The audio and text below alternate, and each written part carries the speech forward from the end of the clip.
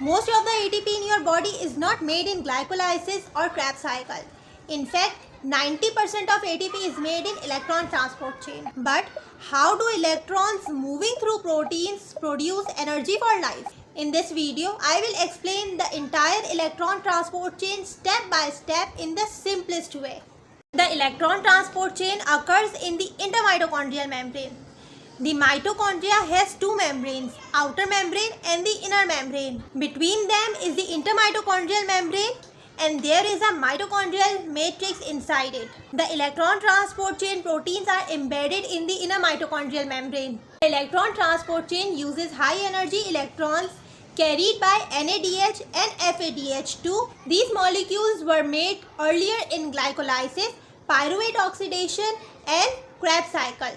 Their main job is to deliver electrons to electron transport chain. The electron transport chain contains four main protein complexes: complex 1, complex 2, complex 3 and complex 4, and two mobile electron carriers, coenzyme Q and cytochrome C.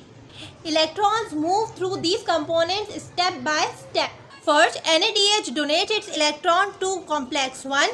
Complex 1 transfers these electrons to coenzyme Q.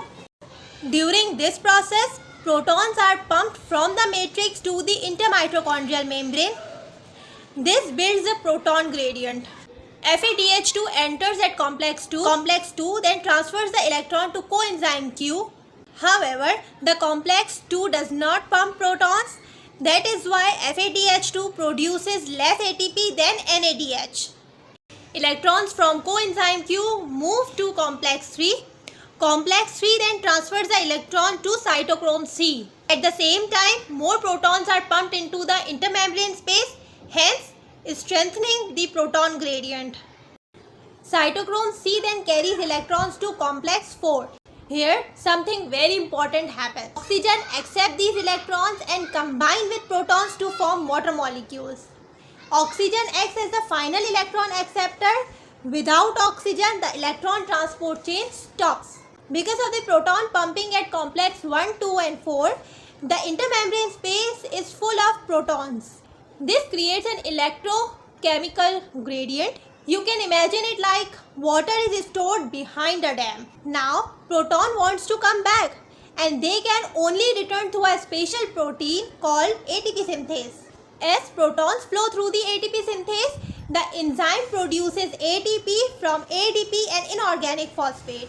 This process is called oxidative phosphorylation. Because NADH enters at complex 1, it contributes to more proton pumping and producing around 2.5 ATP.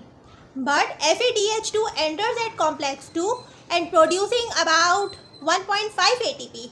So overall, the electron transport chain produces about 28 to 32 ATP per glucose molecule. That is why the electron transport chain is the most energy producing system in the cells.